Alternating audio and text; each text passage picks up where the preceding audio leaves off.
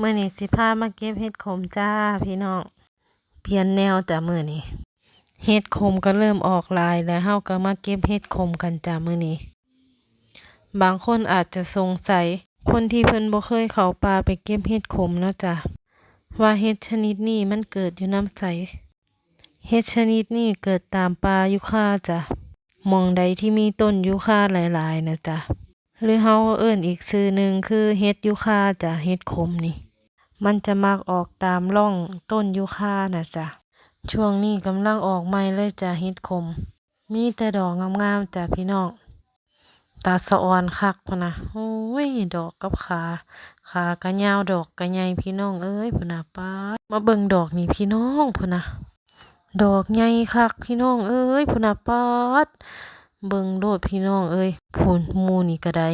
ใหญ่คักเห็ดขมยักษ์พี่น้องเอ้ยบ่เคยเห็นจักเทื่อพุ่นน่ะป๊าดตาสะออนคักพี่น้องออกเป็นหมู่อยู่จ้ะ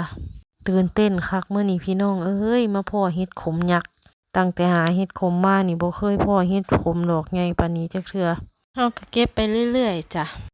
และนี่ก็คือผลงานของเฮาในมื้อนี้จ้ะ